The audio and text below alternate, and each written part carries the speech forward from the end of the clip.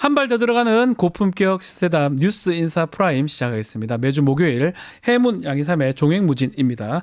양이삼 목사님, 해문 스님 두 분 오셨습니다. 안녕하십니까? 네, 반갑습니다. 네, 스님 저 외국 다녀오셨죠? 아 예, 뭐 제가 뭐 조사하고 있는 게 있는데 자료가 일본에 있어. 일본 다녀오신 겁니까? 네, 일본 그 국가기록원에 제가 뭐 좀 볼 게 있어서 좀 다녀왔습니다. 어떻게 일본에서도 우리나라 계엄 이 내란 사태를 좀 주목하고 있습니까? 엄청 주목하고 있죠. 제가 보려고 하던 게 아마 우리나라 그 탄핵 사건 이후에 우리나라 사람들이 보고 있는 건 윤석열 대통령의 탄핵에 인용될 것인가, 뭐 다음번 정권이 어떻게 될 것인가의 문제일 텐데요. 그 미국이나 일본이 그렇지 않은 것 같아요. 그거 외에도 일본 정부 입장에서는 이제 그 아베 정권부터 일본 정부가 일관되게 추진해 왔던 것이 조일 수교, 북한과 일본의 수교 문제였는데요. 납치자 문제 해결하고 이거를 북과 일본이 같이 수교하는 문제 항상 한국 눈치를 봐야 되거든요. 네. 근데 지금 없어졌잖아요. 그러니까요. 그래서 이 기회에 뭔가 진전이 있지 않을까 그런 냄새를 살짝 맡아가지고 제가 뭐 좀 조사하고 있는 게 있어서 좀 문서를 좀 보러 갔다 왔습니다. 아하. 자, 지금 뭐 외국도 뭐 그러지만 지금 이 내란 계엄 사태가 일어나면서 윤석열 부부 이 상황이 많이 좀 보도가 되고 놀라운 일들이 많습니다. 뭐 이거는 내란 전이었긴 한데 출근도 막 가짜 출근, 상습 지각 거의 맨날 지각한 것 같아요. 그리고 또 지금 들어보니까 김건희 같은 경우는 종묘에서 차담회를 가졌던데 이것도 사적 사용을 했다는 거 등등 뭐 어떻게 봐야 됩니까? 아니 뭐 이런 일이 있을 수 있나 싶을 정도인데 놀랍습니다, 다들. 와, 그러니까 이게 그냥 큰 틀에서 보면 그러니까 어떤 공적인 직무를 맡기에는 너무 부족한 사람들이었고, 그러니까 일반적인 우리 국민들의 어떤 시선 혹은 수준보다도 더 못한 그런 사람들이었다. 이게 이제 이렇게 증명이 되는 거 아닙니까? 상습 지각에 종묘라는 국가 유산에 본인이 휴관일을 가가지고 차담회 한다. 스님 왜 이런 짓을 왜 합니까? 저는 그 종묘에 가가 하는 것도 궁금해요. 차담회한 건 이제 일반 사람들이 생각하는 그 일반론이 많이 있으니까 그걸 약간 틀어서 생각해 보면 두 가지인데요. 첫째, 저는 국가유산청장이 사적 사용이 맞다고 인정한 게 더 이상합니다. 그게 더 이상하다. 아니 왜냐하면 영부인이 그 궁궐이나 그 뭐 이런 곳에서 특별 대관 형태로 그런 일이 덜어 있었거든요. 이렇게 덕수궁 정관원에서 커피를 마신다든지. 근데 뭐 어쨌든 영부인이 뭐 유명한 화가의 아들이 세계적인 화가의 아들이 왔다고 해서 그래서 종묘에서 차담회를 했는데 그것을 이제 변호하지 않고 사적 사용이 맞다고 인정했다는 게 좀 놀랐습니다. 기존에 금년 초에 봄에 보스턴 미술관 사리고 그 김건희 여사가 가지고 왔다고 막 그동안 20년 동안 노력했던 저를 비롯해서 모든 사람 다 제끼고 김건희 여사가 한 거 맞다고 막 나팔수 역할을 하셨던 분이 사과를 했다는 거죠. 180도 변한 거예요. 드디어 탈출을 시작하셨구나 이분이. 이제 권력이라는 것이 항상 탈출을 시작하면은 무너지는데 이것도 하나의 그 징조 아닌가. 탈출의 하나가 아닌가. 그렇게 생각하고 두 번째는 종묘에 갔다는 거에 놀랐어요. 종묘에 갔습니까? 종묘라는 게 사람들이 생각한 세계문화유산이 아니고 종묘는 전주희 씨 왕손. 뭐 용비어천가에 나오는 사람들부터 시작해서 그 순종까지 왕과 왕비의 위패를 모신 것이에요. 맞습니다. 그 사당이에요. 그 국가 사당이 전주희 씨 아니고 사당이에요. 자기들 그 왕손들만의 사당이에요. 김건희 김씨인데? 아니 근데 저게 잘 생각하면 무서운 이야기가 되는 게 저게 원래 여자가 가지 못했던 곳입니다. 옛날 못 가겠죠. 유일하게 갈 수 있는 여자가 왕비가 죽으면 위패로 들어갑니다. 근데 저분이 국가원수의 분이 영부인인데 다른 사람이 간 건 모르고 거기에서 왜 그리고 사당에 가서 왜 손님들과 차를 마셨나? 이상해요. 그게 좀 이상해요. 그리고 더 이상한 거는 저분이 그 차를 마셨던 장소가 망묘루라는 곳인데요. 뭐죠? 바라볼 망자에 종묘할 때 묘자예요. 그러니까 곧 거기 들어가기 전에 대기하던 장소인데. 와, 거기서? 그리고 그 왕 죽기 전에 대기하는 장소 혹은 뭐 위패를 대기하고 이제 좀 있으면 이제 종묘 영령전이나 이런 것으로 위패로 안치되는 곳인데 왜 국가원수의 부인께서 그 옛날로 치면 왕비라고 자기 생각하고 있을 텐데 그 왕비는 죽어서 거기에 딱 들어가서 문장은 끝인데 거기에 가서 뭔가 무속을 좋아하니까 뭔가 연결시키려고 아니, 했던 게 아닌가 생각도 들기도 하고. 불길한 장소인데 왕비의 예. 입장에서는 그 왜 저기에 가서 어쨌든 뭐 이해할 수 없는 내용. 불길에서 청와대도 안 들어가고 옮겼던 사람들이 뭘 알고 갔을까요? 저는 본인의 그냥 소명이 끝났다는 건데 그거 좀 그러니까 아주 그런 본인이 진짜 그렇게 어떤 어떤 예언적인 메시지로 그렇게 하는 거기를 바라는데 근데 제가 볼 때는 뭘 알고 했을까? 그냥 종묘는 사람들이 비교적 잘 이렇게 안 알려져 있고. 그래서 그냥 간 것이다. 그러니까 그냥 뭐 내가 가서 한번 하지 뭐 이런 게 아니었을까? 근데 저게 비공개 지역이다가 네. 요즘에 최근에 이제 개방하기로 했다는 지역인데 어쨌든 저 이름이라든지 아니면 저기에서 바로 그 영령전을 바라보면서 있는데 그 위패를 모시기 위해서 대기하고 있던 또 제살 지내기 위해서 대기하는 자 거기에 저분이 가서 있었다는 게 이해가 되지 않아요. 처음부터 얘기했지만 이 정권은 뭔가 우리가 과잉 해석을 하고 있다. 그러니까 뭔가 거기다 자꾸 의미를 부여하고 뭐 왜 그랬을까 찾는데 그게 없어. 의미가 제가 볼 때 그럴 필요가 없다. 그냥 무속이다 뭐 이런 네. 등등 얘기인데 네. 무속 얘기 좀 더 해보죠. 지금 한덕수 권한대행 일들이 좀 문제가 되고 있어요. 헌법재판관 임명도 그렇고 특검법 부분도 그렇고 이제 그런데 지금 한덕수 대행의 그 부인도 지금 무속 전문가다. 또 김건희하고 엄청 관련이 있다.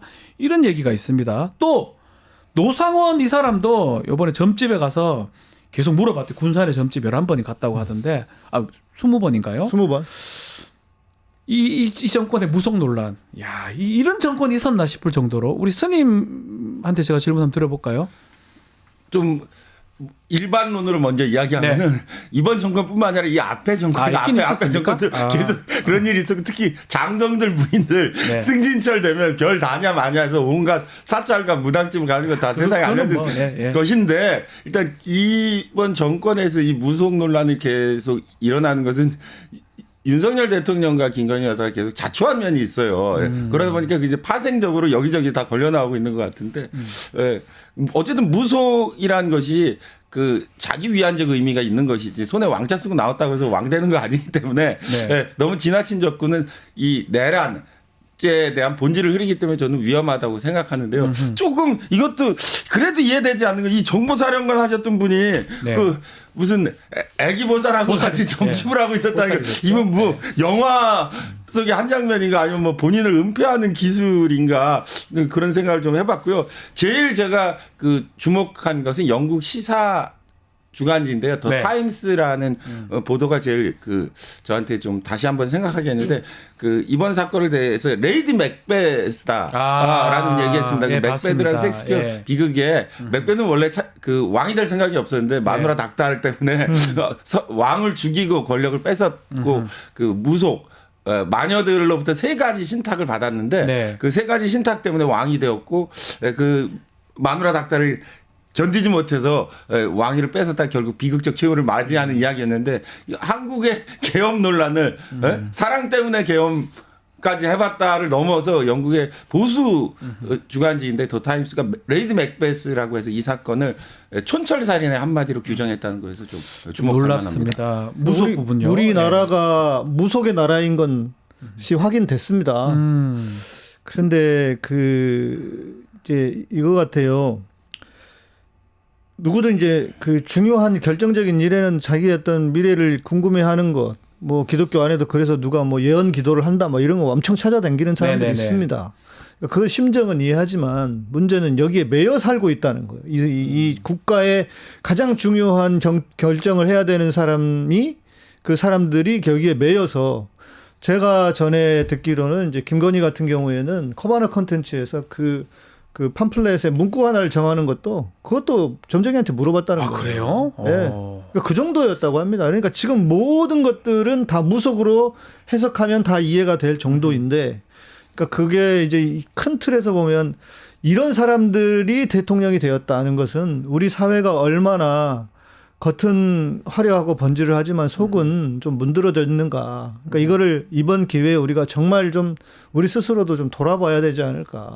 그래서 뭐 한덕수 대행이 혹시나 무속을 좋아하는 그 부인 얘기를 듣고 저러는 거 아니냐 이런 얘기를 뭐 확인되는 건 아니니까 사실 또 국민의힘 얘기도 좀 문제인 것 같아요. 만약에 재판을 임명하면 헌법소원하겠다. 권영세 권한대행 권영세 비대위원장 내정자가 또 얘기한 상황이고 권영세 의원은 또 너무 지역구 권성동 의원이죠. 원내대표는 지역구 가서 너무 고개 숙이지 말라 이런 얘기도 하고 한덕수 권한대행의 행보 또 국민의힘의 행보 우리가 어떻게 보는 게 맞습니까? 한덕수 권한대행은 제가 보니까 지난 한두 달 사이에 머리가 한 움큼 빠지셔서 조만간 병원에 입원하실 것 같은 얼굴로 계속 계신데 마음을 좀 비우시고 그 뭐 계셔야 될 것 같은데 한덕수 권한대행이 탄핵되면 저분들 다행인데 갑자기 병원에 실려가게 되면 더 복잡해지는 일이 있기 때문에 병원 갈 수도 있다 이 말씀인가요? 얼굴과 뭐 여러 가지 형태가 굉장히 뭐 피곤에 쩔은 스트레스 과도하면서 오는 모습이 있어서 좀 제가 우려된다는 말씀을 하고 있습니다. 어제는 가서 신나셨던데 소방서 가가지고 소방서 가셨더라고요. 부의도 하고 막 그러던데. 그런데 이게 이 한덕수 대행 문제도 그렇고 그 국민의힘 얘기도 그런데 이 방어 모드가 작동돼서 그런 것 같아요. 본인이 뭐 맞고 틀리고를 떠나서 어떤 상황에 직면하게 되면 사람이 방어 모드로 전환해서 방어를 하게 되는데 방어하게 되면 옳고 그름의 문제가 아니라 밀리냐 밀리지 않느냐의 문제로 갔기 때문에 그 권성동 원내대표의 발언이라든지 너무 고개 숙이지 말라는 발언이라든지 뭐 한덕수 대행이 헌재 임명이라든지 또 뭐 특검법 거부의 문제라든지 여야 타협안을 가지고 오면 하겠다라고 하는 것이 그 과도한 그 방어의 논리를 펴고 있기 때문에 그렇게 순조롭게 흘러갈 것 같지는 않다고 보이고. 근데 또 그러면서 또 한편으로는 또 사과를 하겠다. 권영세 뒤늦게 와서 지금 사과하겠다. 등등 뭐가 안 맞습니다. 그럼 국민의힘을 바라보는 국민들 입장에서는 왜 저러지라고 생각할 것 같거든요. 일단 뭐 한덕수 이야기를 좀 해보면 제가 볼 때는 그 작은 1%의 가능성에다가 자기의 모든 걸 걸고 있는 게 아닌가 싶어요. 그러니까 어차피 지금 한덕수 입장에서는 저 윤석열이 돌아와야 자기가 처벌도 안 받을 것이고 그러니까 거기에 가능성에다가 걸고 있는 게 아닌가. 그 배경에 무슨 뭐 그 안에 무속이 있다든지 뭐 지금 뭐 나름 뭐 반격을 뭐 하고 있다 뭐 이런 얘기 들리지만 그리고 심지어 차기 대통령은 네가 먹어라 뭐 이런 이야기도 있다는 얘기가 있어요. 용산에서. 그렇습니까? 네, 그래서 좀 이렇게 고무돼서 그러는 건가 싶긴 한데 제가 볼 때는 그 판단이 과연 옳을까 의문점을 던지지 않을 수 없고 국민의힘은 한편으로는 잘하고 있다. 잘하고 있다고요? 망하는 쪽으로.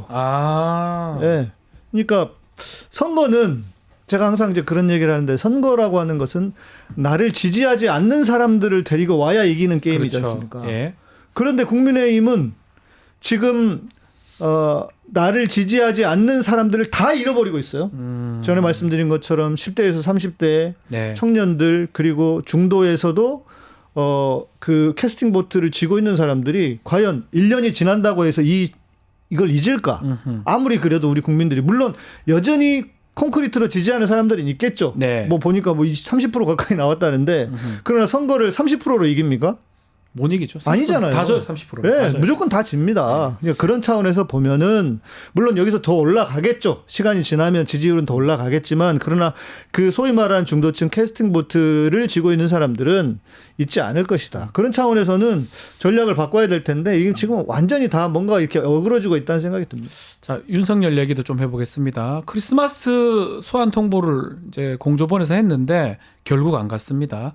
그래서 지금 체포라든지 구속 얘기도 하고 있는데 신병 확보에 대해서 스님 혹시 어떻게 보십니까? 일단 뭐 윤석열 대통령이 갑자기 비행기 타고 외국으로 망명하지는 않을 것 같고 도망가지는 않을 것 같고 버티고 있을 것 같은데 신병 확보 문제 앞으로 난관이 많을 것 같아요. 경호처가 뭐 영장의 소위 집행을 호락호락하게 수용하지 않을 거기 때문에 그 신병 확보 문제에 대해서는 시간을 가지고 대치 국면이 좀 더 이어져서 힘의 균형이 깨질 때까지 좀 가지 않을까 이렇게 유감스럽게 생각합니다만 어쨌든 윤석열 대통령이 자기 입장을 더 시간이 갈수록 강고하게 정하고 있어요. 근데 원래 이런 그 실패한 쿠데타 내란은 원래 실패함과 동시에 전광석화처럼 반격이 이루어졌어야 하는데 시간이 지나면서 점점 자기 논리를 개발하고 공고한 자기 성벽을 쌓고 있기 때문에 좀 지연되는 그런 모습이 좀 유감스럽게 생각합니다. 자, 그리고 지금 오늘 10시 반 정도에 김용현 지금 측에서 기자회견도 한다고 그러고요. 그러니까요. 또 윤석열 SNS 통해서 뭔가 입장 발표하겠다 이런 등등 얘기가 나오는데 또 눈에 띄는 거는 또 그 기자회견 할 때 MBC하고 JTBC는 못 들어오게 한다 이런 얘기도 있고요. 그러니까요. 어떻게 보십니까? 뭐 기자회견 할 상황인가 지금? 아니, 그러니까 이게 지금 기자회견을 하도록 하는 게 맞나 싶은 생각이 들어요. 피의자고 지금 곧 네. 기소되는 이현주 거 아닌가? 의원은 그 너무 분노해서 자기 페이스북에 거의 쌍욕 수준의 글을 썼던데 네. 아니, 다 그게 지금 우리 국민들의 심정이 아닐까 싶어요. 어허. 물론 뭐 본인이 하는 게 아니고 뭐 변호인 통해서 한다고는 하지만 그리고 기자들이 참 이게 그 MBC 뺀다, JTBC 뺀다. 그러니까 국민들 입장에서는 제대로 보도해 주는데 아닙니까? 그런데 네. 이걸 또 다른 기자들이 쪼르륵 가가지고 같이 거기서 뭐 그 이야기를 듣고 뭐 기사로 내준다. 저는 기자들이 소위 말하는 동업자 정신도 없고 이게 맞나? 이걸 거부해야 되는 게 아닌가 저는 생각이 들어요. 정말 뭐 지금 상황에서 기자회견 한 게 맞는지 그것도 의문스럽긴 한데 좀 더 충격적인 거는 보도는 계속되고 있어요. 계엄 내란 관련해서 뭐 저는 이거 믿고 싶지도 않은데 그 수첩 있죠. 노상원이 썼던 수첩. 네. 뭐 그걸 다 뭐 100% 아직 사실관계는 확인 안 되고 있지만 판사라든지 종교인도 포함이 됩니다. 두 분 수거 대상이 되고 아니, 사살도 아니 되고. 우리 스님은 좋은 네. 얘기를 많이 해주셔가지고 우리 네. 김건희 씨에게. 네. 근데 저는 맨날 이렇게 욕만 해가지고 네. 저는 뭐 무조건 가지 않았을까. 수거인데 이게 수거 내용이 뭐냐면 배 타고 가다가 백령도쯤에서 사살한다 이런 내용인데 사살해서 물에 버리겠죠. 어떻게 빠뜨리겠죠. 보십니까? 이거 놀랍습니다. 근데 이제 과도한 의미를 부여하면 안 될 것 같아요. 그렇죠. 수첩에 적은 걸다 방첩사령관 네. 이분은 지금 애기보살 모시고 지금 북어하고 막걸리 나르고 계셨던 네. 분이 네. 수첩에 쓴 거를 네. 뭐 현직에 있거나 네. 계엄의 위반자라고 보는 것 자체가 이제 과도한데 다만 이제 이 사람들 이 그 노상원 사령관과 관련된 사람들이 가지고 있었던 생각이 그렇죠. 항상 북풍을 이용해서 뭔가를 그 빌미로 삼고자 했던 위험한 생각을 가지고 있다가 이런 것들이 그 주위 사람들에서 이제 계속 쌓여서 오늘날의 사태까지 연결됐었는데 네. 과도한 과도한 의미를 부여하는 거는 문제겠지만 이런 생각들이 이 사람들 주위에 있었다는 것 자체는 좀 심각하게 생각해 볼 필요가 있습니다. 수첩에 이제 사실은 군인들 특징이 우리 목사님 잘 아시겠지만 수첩에 다 적어놓고 다 적죠. 제대로 해도 아마 그 성격이 있어가지고 그렇죠. 근데 그 수첩을 제가 옛날 군 검사할 때 그 수첩을 압수하면서 네. 거의 성공했었거든요. 그 안에 내용 보면 상황 보고 가서도 다 적어놨어요. 남들 얘기하는 거 뭐 어쩌고 저쩌고 막 농담까지 다 적어놨어요. 군인들은 네. 무조건 적습니다. 다 적기 때문에 아마 이 사람이 노상원이가 제대로 해서도 그 습성이 그대로 남아 있었던 것 같고 다만 그 내용을 갖고 100% 신뢰를 할 수 없는 게 군인들은 이래 적어놓고 나중에 하려면 보고서 작성 또 합니다. 네. 근데 그건 아니니까 아직은 뭔가 생각하는 단계가 아니었다 생각 드는데 그래도 너무 무서워요. 그러나 이제 무서워요. 그럼에도 이게 우리가 지금 다들 그렇게 생각하지 않습니까? 실제로 누구도 다치지 않았고 아무런 일이 일어나지 않았으니까 그렇지만 만약에 이게 계엄이 성공했다면 이제 그 쉽게 말해서 피를 보지 않았기 때문에 그렇지만 성공했다면 이게 얼마나 끔찍한 일인가. 네. 얼마나 이게 도대체 지금 2024년 대한민국에서 일어날 수 있는 일인가라는 차원에서 보면은 저는 이것도 그냥 넘어가서는 안 되는 거라고 봅니다. 네. 너무 심각한 겁니다. 말씀대로 뭐 지금 그게 어떤 상상 단계인지 실현 단계인지 알 수는 없지만 뭐 주위 실현 단계를 좀 보거든. 북풍을 유도하는 거. 그 부분 어떻게 보십니까? 북한을 그런 정황이 있어요. 평양에 예. 무인기 보낸 것도 그렇고 예. 이게 그런 것들이 이제 돌출적으로 현상에서 일어난 것 같은데 그래서 미국이 미리 알고 얘들 좀 심각하다 해서 잘 관리하고 계속 있었던 것 같은데 최근 보도 보니까 캠벨 국무부 장관이 한국에 다시 와서 한덕수 총리도 만나고 고위급 인사를 만나겠다고 하는 게 아마 이런 위기 관리 차원에서 북한과 관련된 위기 관리 차원에서 오는 것 같고 또 하나 제가 이렇게 보니까 최근에 그 골드버그 미국 대사가 네. 주한미국 대사가 1월 달이 그 임기 만료입니다. 그래서 이임해야 되는데 이임한다고 해서 이재명 대표도 만나고 여야 정에 그 두루 인사들을 만나면서 미국 의견 좀 전하고 있는 것 같아요. 네. 결정적인 것은 이제 새로 부임하는 대사가 트럼프 정권에서 임명하게 되는 대사인데요. 때로 그 취임하게 되는 주한미국 대사가 오면 이런 사람들을 좀 더 트럼프 닮아가지고 좀 더 화끈하게 정리하려고 하는 그런 모습이 있을 거기 때문에 저도 유심히 바라보고 있습니다. 폭풍을 유도하려고 했던 거 사실은 그렇게 해서 계엄을 하는 게 아무도 몰랐을 것 같아요. 자연스럽게 그렇게 그렇죠. 그게 안 되니까 뭐 아마 김정은이 거기 말려들지 않았던 것 같고 안 되니까 내부적인 상황을 네. 이용해가지고 계엄 내란을 했던 것 같습니다. 그러니까 한편으로 보면 김정은이 고마울 정도라니까요. 아니 그게 재밌는 진짜. 게 네. 지난 10월 달에 10월 말인가 11월 달에 김정은이 그 두 개의 조선 두 네. 개의 나라 남북에 예, 각자 살자는 이야기를 하면서 굉장히 그 저로서는 제가 의외의 말을 했는데 그 북은 남한을 공격할 의사가 전혀 없다고 없다라고 공개석상에서 그러니까 얘기했어요. 사실은 그 무렵이 그게 사실 놀랍게도 이거 얘기를 좀 하셨으니까 하면 그때부터 내란 그러니까 계엄이나 이런 걸 준비했던 것 같은데 그 무렵에 또 김정은이는 우리는 두 개의 조선이다 이렇게 얘기하는 그리고 것도 전혀 남한을 공격할 의사가 없다고 그러니까요. 공개석상에서 이야기해서 그게 헌법 자기네 헌법을 바꿔버렸어요. 그러니까 왜 저런 말을 했나 했더니 혹시 알고 있었나? 그러니까 알고 있었다니까 그런 공개 북한도 장소에서 나름 뭐 첩보를 받을 수 네. 있었겠죠. 그런 차원에서 놓고 보면, 네. 그러니까 이게 한국에서는 계속 북한을 북침 아닙니까? 북침 하려고 했고. 핵심이죠. 예, 북침 아닙니까? 북침 하려고 했고. 그런데 오히려 북한이 대응을 안 했다. 몇 번 포도 쏘고 뭐 무슨 무인기 막 헬기 소리 가까운 무인기도 보내가지고 평양 상공에 보내고. 야, 정말 이거는 진짜 북한이 가만히 있었다는 게 진짜 너무 신기하고 감사할 정도예요. 한반도 평화와 안정을 위해서 김정은이 공개 발언했다는 게 저는 어떻게 보면은 이거 어떻게 된 건가? 알고 한 건지 뭐 우연의 일치인지 모르지만 어쨌든 간에 북한이 거기서 뭐 반응을 안 했기 때문에 네. 지금 드러난 사실대로만 얘기를 해드리면 그렇기 때문에 그 어떤 국지전이라든지 전쟁의 위협은 사실 없어졌던 게 아닌가 생각도 듭니다. 제가 실은 한때 한 몇 달 전에 한 3, 4주 한 달 가까이를 네. 하도 전쟁 이야기를 많이 했으니까요. 야, 진짜 전쟁이 일어나면 어떻게 해야 되지 하면서 길거리 다니면서 막 사람들 표정도 보고 다른 걸 보면서 그렇게 걱정하면서 지냈던 게 한 3, 4주 됐거든요. 그 얘기 하셨어요. 목사님께서. 네, 그랬는데 와, 전쟁만 일어나지 않아도 너무 다행이다 했는데 계엄이 일어났었잖아요. 네. 그리고 지금 와서 보니까 이건 뭐 다 진짜 전쟁 다 일으키려고 했던 상황이고. 지금 그 증거들이 다 드러나고 있죠. 어제도 제가 잠깐 이렇게 네. 신나 나가서 이렇게 보면서 야, 이게 지금 얼마나 감사한 일인가 이런 생각이 들었어요. 우리가 이렇게 살고 있다는 게. 알겠습니다. 자, 오늘 좀 아쉬운 소식을 좀 전해드려야 되는데 종횡무진 코너가 신년 개편 앞두고 오늘 좀 마지막 방송이 됩니다. 두 분 좀 짧게 소감 한번 말씀 좀 부탁드려도 될까요? 우리 스님부터. 예. 예, 어쨌든 간에 양 목사님하고 이렇게 조행무진 코너 하면서 처음에 둘이 그 방송 컨셉을 잡을 때 우리는 주 컨셉을 김건희 헌정 방송을 하자. 그래가지고 네. 제가 그 김건희 여사를 약간 편들어주는 그 쪽을 맡고 양 목사님이 이제 냉정한 시선을 유지하시는 쪽으로 했는데 어쨌든 간에 중간 과정에서 제가 김건희 여사를 약간 편들게 한 거는 이제 캐릭터의 설정 문제. 지금도 댓글에 혹시 근데 그게 아니고요. 캐릭터.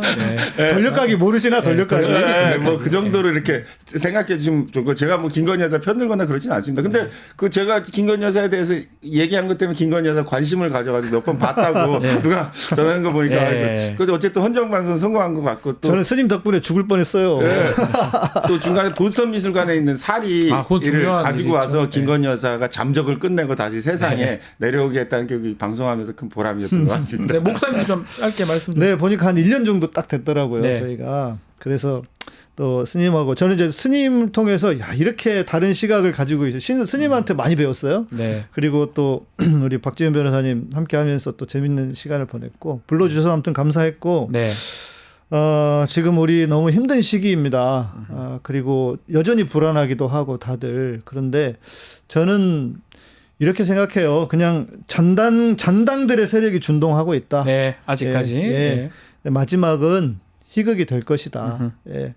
어떻게 이 정권을 끝내야 되나 정말 수도 없는 생각과 고민을 했는데 네. 이런 방식으로 끝나가는 걸 보면 그것도 씁쓸하네요. 이게 이렇게 될 줄은 몰랐어요, 사실은. 그러나 다행이죠 한편으로는. 어쩌면 또 다행이고. 네, 한편으로는 정말 다행이라는 생각이 들고 그래서 그런 흐름으로 볼 때 마지막이 그렇게 나쁘지 않을 것이다. 우리 국민들께서 너무 비관적으로만 생각하지 마시고 네. 좀 희망을 가지고 새로운 대한민국 만들기 위해 함께 했으면 좋겠습니다. 자, 저희 마치기 전에 저희가 꽃다발을 좀 준비를 했습니다. 너무 감사하다는 의미에서 꽃다발. 어이구, 카메라를 그렇게 딱 만드셨네요. 우리 제작진께서. 너무너무 감사드립니다. 하여튼 또 아마 또 만날 또 고정적으로는 아니지만 또 인터뷰나 이런 걸로 그때는 좀 종교 이야기를 해야 될 것 같아요. 두 분 말씀 너무너무 감사하게 잘 들었습니다. 고맙습니다. 네, 감사합니다. 유튜브 구독하고 실시간 채팅과 댓글을 남기시면 매일매일 7,000TTCO를 드립니다. 참여 방법은 통통물 어플을 다운로드하고 회원가입과 로그인을 해주세요. 마이페이지에서 나의 회원 고유 번호를 복사해주세요. 유튜브 구독 후 실시간 채팅이나 댓글창에 고유 번호를 한 번만 입력하면 준비 끝! 지금 유튜브 채팅과 댓글 쓰기 참여하고 7,000TTCO 받아가세요.